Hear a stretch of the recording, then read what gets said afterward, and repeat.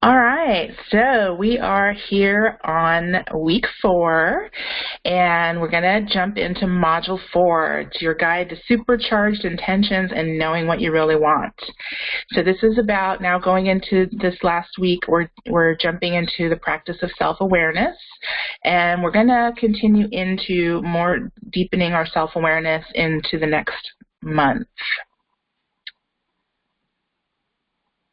So we're going to just recap a little bit today. And so in the first week, we talked about cultivating the chi and healing the body filled with ness.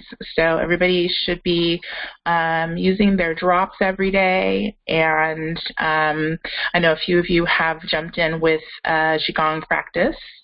And so that is going to be very foundational to really this healing process. It's very, very difficult to heal when there's not enough life force in the body, and that's just that. I was watching, where was I looking at this? It's so crazy, like lately with, I don't know about you guys, but like with the Mercury retrograde, I don't know what's going on. I don't know if it's just in the air, if it's allergy season or what, but it's like my brain's all scrambled up. It's like, who said, wait a minute, somebody said that. Who said that? So anyway, what I was going to say is I was either reading somewhere, yes, I was reading an article, and they were talking about how in traditional Chinese medicine and also in Ayurvedic tradition, which goes back, both of those go back 5,000 years. But illness in those cultures and in that medical tradition is truly, there's only one cause, and that is the loss of qi. So everything that they do is to help to rebalance and rebuild the qi in the body. So that's really the approach that we are after here, and I firmly believe that that is just the huge foundational part. So that's why we did that first. In week 2, we talked about developing a mindfulness practice and getting into alpha. And so as we continue on with the 13 weeks, it's going to be really important to, start to develop your mindfulness practice if you're not already doing it every day, to really, start to become aware that at least spending 5 minutes a day in some sort of a mindfulness practice, whether it's like, the first 5 minutes when you wake up in the morning, of just tuning your awareness to the present moment, to your surroundings, maybe even expressing some gratitude, doing some things to reach for better thoughts and feelings first thing in the morning is just a really, really good way to begin to develop a mindfulness practice. And then, of course, we have our contemplation. We're going to dive more into contemplation as we get into more human design stuff. But, so the contemplation of all the things that you're learning and just letting those kind of run in the background of your mind while you're doing other activities, like driving or washing dishes or, housework or whatever, things that don't require you to really be thinking about anything.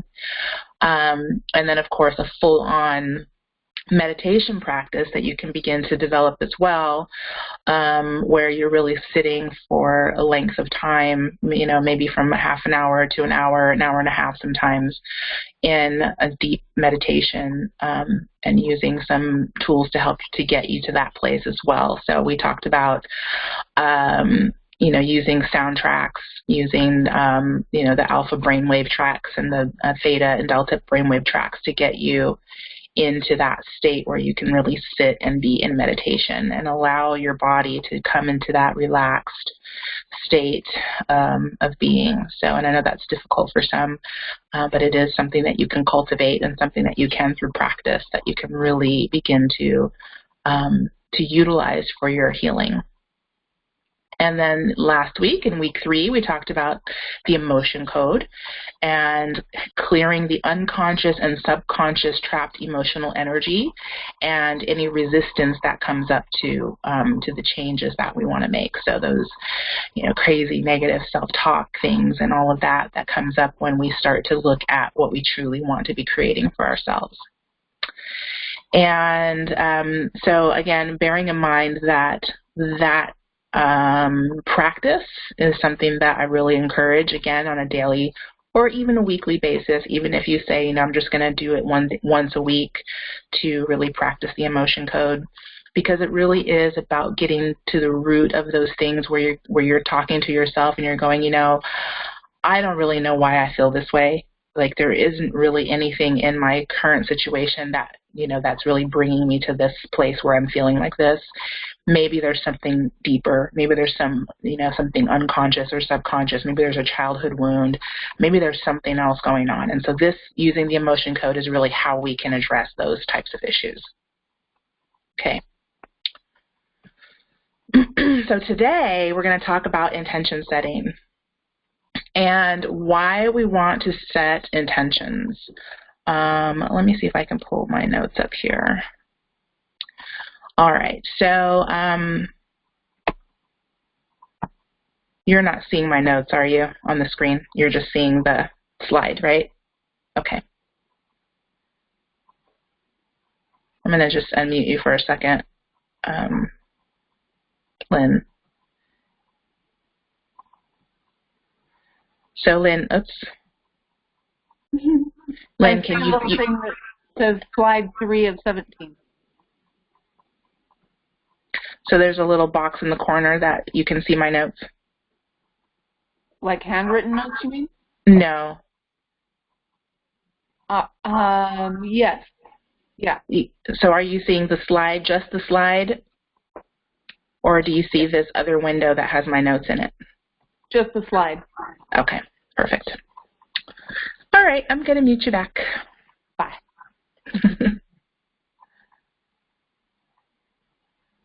Oops, go back to slide 3. All right. So my notes. All right, so why set an intention? So many of us are not really tuned into what we really want. We think about our families, what they want, our spouses or kids or bosses, employees, and those wants and needs tend to become our own in our conscious mind, right? It's like when we're going to get more into, toward the end, we're going to talk a little bit more about this. Actually, we're going to talk about it next week. But in the book, the 4 Disciplines of Execution, they talk about, things that are urgent. The urgent things of life are really not the wildly important goals. They're really not those soul level goals. They're just the things that come up every day that demand our attention, right? And so when we think about what we want, for the most part, I think most people are really focused in on what those priorities are that are just the things that come up the most, the urgent things, right? And so we think that's what we really want to achieve. I want to be able to accomplish those priorities that are coming up, and I want to, have, more ease and grace and more, whatever the case may be, better time management skills, or, better ability to cope with the stresses, and those are sort of, the top level intentions. But subconsciously, there may be something deeper. We really may want or even need something else. So if there's a difference in that energy, if there's a difference between what our soul's intention is and what we're actually thinking that we really want, it's really impossible to manifest our true desires because we're literally sending out mixed signals. So the objective is to get really clear, and it's a process all of its own, right? And so we're going to be working on this by the end of our program. By the end of the 90 days, you may find your intentions have totally changed. So we're going to be looking at what the intentions are now, and as we go through the process, we're going to be refining and reiterating. It's an iterative process, so we're going to be looking at them every week and seeing, well, last week I thought it was this, but I've peeled another layer of the onion, and now I'm seeing that my intention is really this. Okay. I really like this quote by Abraham Hicks, too. She said in one of her talks that I was listening to on YouTube, she said, decide before you make it true if it's something you want, because you can make anything you want true for you. So this is part of that process, the decision-making process of being in that place where you realize that hey, I can choose my thoughts deliberately, and I can decide what is true for me, and know that you can make those things true. That through your own intention, your thoughts, feelings, your habits, you're creating that truth for yourself. Okay, so again, we're gonna talk about breaking through the noise and getting to alpha. Oh, you do see the notes? Okay. I don't want you to see the notes, so I'm going to figure out how to not have you see them. So I'm just going to go ahead and pause this for a second. Wonder if I can pause the recording. Well, that doesn't matter. I'll just edit that. So I'm going to pause the screen share and turn that off. Very good. Apply changes. All right, now you're not seeing it. Very good. So we talked again in week 2 about getting into alpha, developing that daily meditation, contemplation, mindfulness practice, and getting into that state of mind where we receive inspired answers. So throughout the 13 weeks, you're going to be developing a daily meditation, contemplation, and mindfulness practice if you don't already have one, which I mentioned already. This is a key component to your healing. It is proven that mindfulness promotes a relaxed state, nurtures the nervous system, and enhances the immune system. Once you can get into this state at will, you can easily drop into deeper levels of meditation, such as theta, where asking questions of your healer will be rewarded with answers that are aligned with your highest and best good. As you embark on this journey of self-awareness, self-love, and self-healing, it's important to become clear about what you really want to create and why. So we're going to be talking about an intention that is both a what and a why.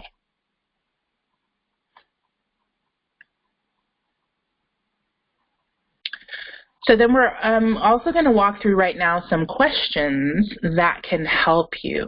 So we're going to be, again, so for me, when I guess maybe because I've practiced it for a little while, it's really easy to get to that frame of mind where when I'm asking questions, they just are right there. Like I'm getting that sort of really instant connection between my mind and my higher mind. It happens normally when I'm writing. So, more and more it's getting to be without needing to write, but it's very, very quick. It happens like instantly when I'm writing. So, so that's going to be something that you can discover for yourself. So, I say, use the journal, and ask the following questions. And so, you're going to do your little maybe 5 minutes or 10 minutes or whatever of mindfulness, of sort of really getting into a space of relaxed, alert, and then you can ask the questions.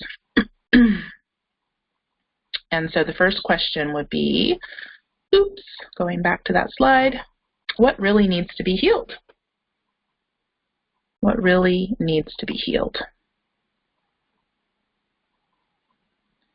So I'm going to just invite you to think about that right now. What really needs to be healed? I know each of us answered a questionnaire at the beginning and had written down some thoughts and feelings about what this process needs to be for you. And that might still be the case. Those things might still be the truth for you. But let's just dive a little deeper into that and ask, is it true? I mean, if you're asking about your physical pain, is it true that's just all that you need to do is heal that? Or your relationship with food, or your need for more and better relationships? Or is there something deeper at the core of your being that can be healed and create a major lasting transformation? So that's what we're getting at. Is there something at the core of my being that kind of will usurp all of these other things that I feel like I need to work on? It's a higher level Okay. So as you contemplate that, sorry, I'm going to go on to the next slide.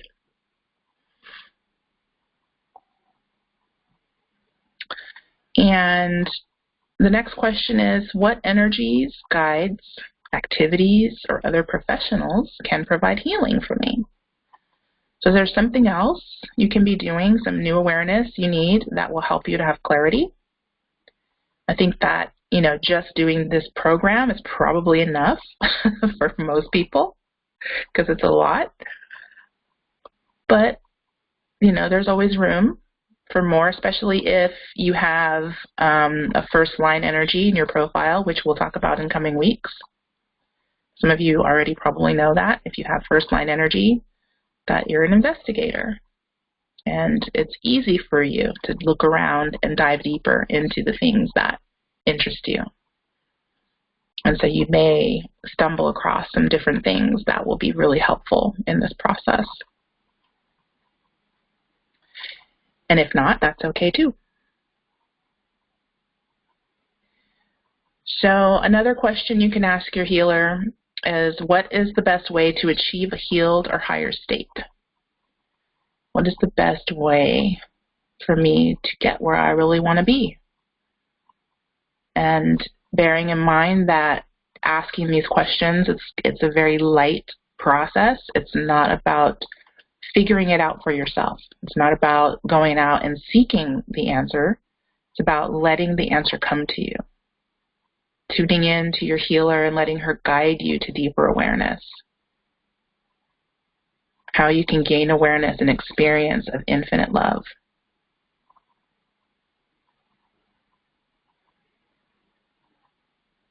So for me, it was really looking at things through the eyes of love.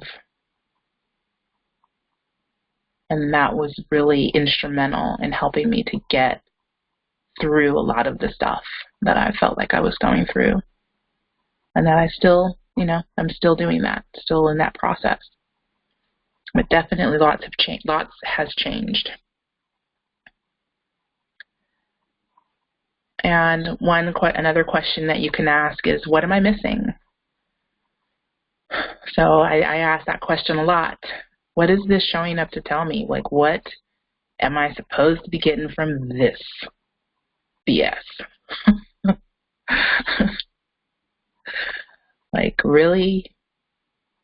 I thought I was beyond that, or I thought I already, you know, like, what am I missing? Something's missing, obviously, because I'm attracting this situation again.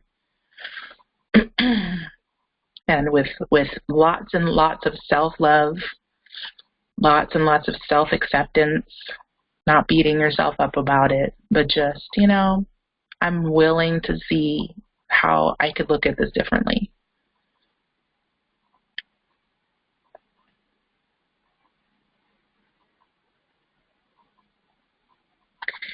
And then, what is my deepest desire to be the result of my healing? Because again, we have those urgent, you know, priorities that are always ever present. But is there something deeper?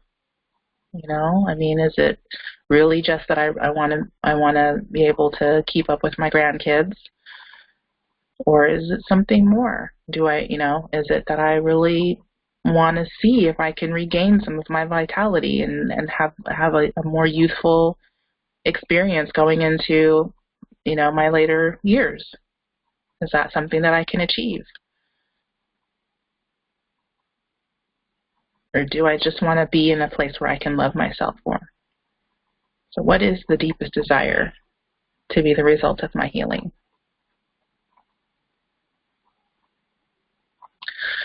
And then you're going to set your intention to have clarity and receive answers. So again, this isn't about you needing to go out and seek anything. It's not about you needing to go to the library, do any research. You don't need to Google. You don't need to do any of that. You just need to set your intention to have clarity and receive answers.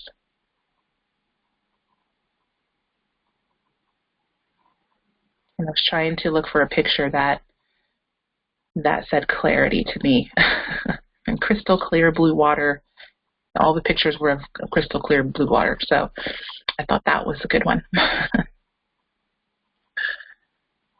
Water represents our emotions as well, so that's appropriate.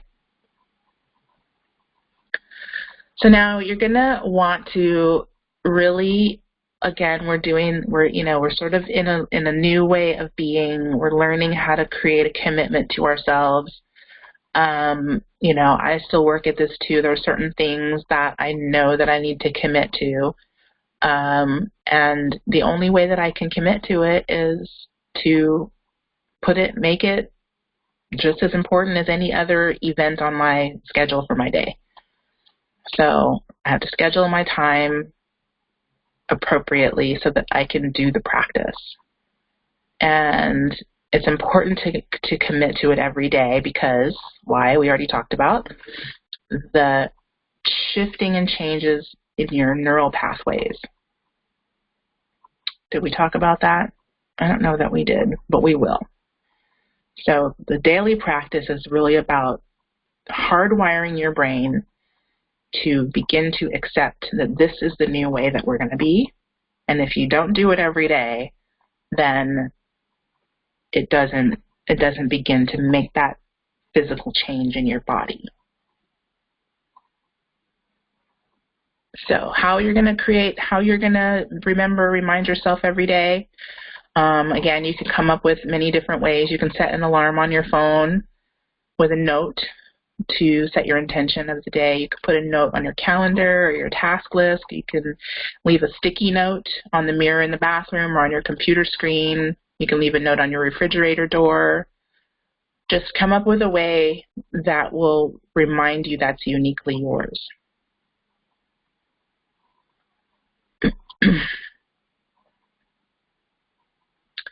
So here's an example.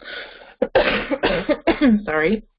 This allergies makes my lungs like spasm, so it's kind of hard to breathe and talk, but I'm going to work through it. So here's an example of an intention, that this would be my intention. So basically what you're going to do is set your intention. You can set it for any area of your life or for all of them, depending on how much time you want to spend on this exercise. So you will use positive, life-affirming words in present tense, and find a way to phrase your intentions without using words like not or contractions like don't. So anytime that you are writing an intention or an affirmation, and you put in not or don't, you're actually bringing in more of the energy of the thing that you don't want. So we got to figure out, if you need help rewriting that sentence, then let me know, and I can definitely help you with that. So the example is, instead of "I do not allow people to make me angry," you could say something like this, which is a really much higher level intention, which is, "I find value in all of my emotions, and I govern myself with grace and love for myself and others."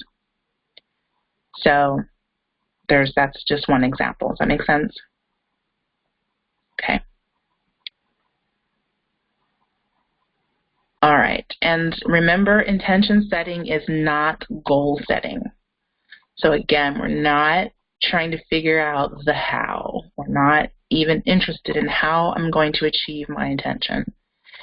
This is a process for going deeper into your own truth, discovering what you really want, and creating a vibration that will allow you to attract those preferred experiences deliberately. Because the intention is not a goal, there's no need to think about or dwell on how this intention will come to pass. We're simply creating the feeling frequency of the preferred experience and allowing deep awareness of our own truth to rise up from your subconscious. Okay, and we talked about anti-intentions. We're going to talk about that some more. So this, I thought, was the perfect picture. The anti-intentions really keep us in a state of thinking small, right? And that's really all it is. It's like we have limitless potential. We are infinite in our being, and we have access to infinite potential in every given moment. And when we begin to remind ourselves of that, it helps to move the anti-intentions out of the way. And the anti-intentions are going to be like those doubts and fears and just, you know, trying to figure out the how of making things happen. So they're very counterproductive, okay? So the anti-intentions may be long-held beliefs that are now being exposed to the light of your healing process. Yay for these energies coming up, right? So it's definitely a positive thing that these are coming up to your awareness, because they are coming up to be healed and cleared so that they can make way for new, more powerful and preferred thoughts, feelings, and beliefs. So this is just the beginning of this process of learning how to spontaneously let it go, right? Eventually, you'll get to a place where it's like those, you know, there may be a little negative thought or feeling that comes up, and in the moment, you'll recognize it for what it is and go, oh yeah, I don't believe that, or that's not true for me. And it just will go away. You'll acknowledge it, and it goes away. And so we talked a little bit about that in last week's module. So we do have a tool for clearing this type of resistance. And again, using the emotion code can really help with that process. Okay. So I thought that I had let me go back here, because I thought that I had an example. And maybe I skipped it. No, there it is. So the example of an intention, this is mine. So my intention for healing my body is so that I have more energy and vitality, that my body be pain-free, and that I regain a healthy digestive system. So those are some deep soul-level intentions for healing my body. The why is, this is my intention because I am ready to live a vibrant lifestyle, to be a more effective healer and enjoy myself while I travel, and to be able to eat and enjoy foods without any limitations. So you can see that creating the what and the why, and being very clear on both of those. And it can be very simple, or it can be, you know, you could write 2 pages or 3 or 4, or fill up your journal, whatever, about your intention, right? So that's going to be your process. All right, so let's go back to, so inside the portal, you'll see these questions. So you can go to the portal and look at these questions. And there's going to be one for each area of what I consider to be holistic. So my intention for healing my mind, my body, my spirit, my relationships, my finances. You can write out an intention for each one of those. You can pick whatever is at the top of your list.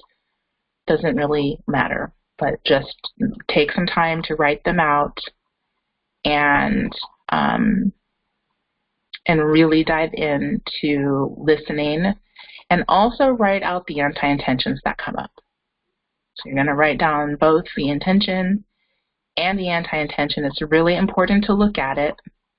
And, you know, I think that for a lot of us, you know, on our healing journeys, we're kind of a little bit conditioned to think that we should never be negative. You know, we should never, I'm learning how to be a more positive person. That means I cannot ever be angry, or I can never be worried, or I can never, you know, have a negative thought or a feeling. Otherwise, I'm going to like bring all this craziness to myself. And that just isn't true. It's when you don't address those negative thoughts and feelings that you begin to subconsciously have that vibration, and that can hinder where you're really wanting to go, because you're sending out the mixed signals.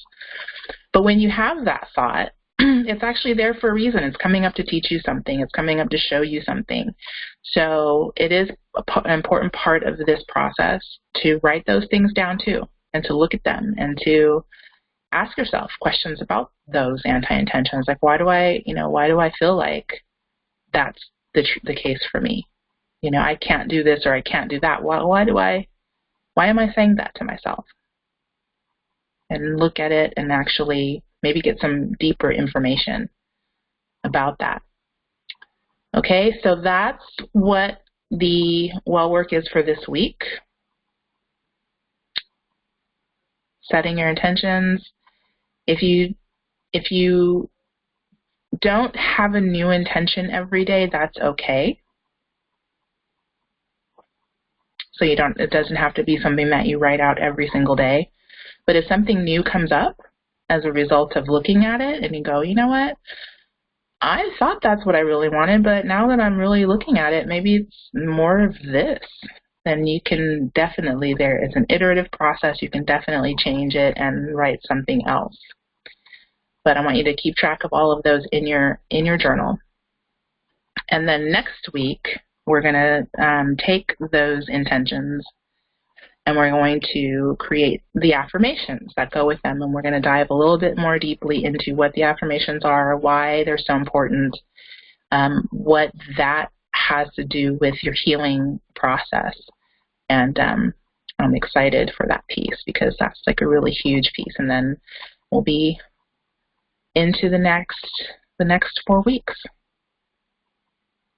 All right, so I'm going to go ahead and stop recording now.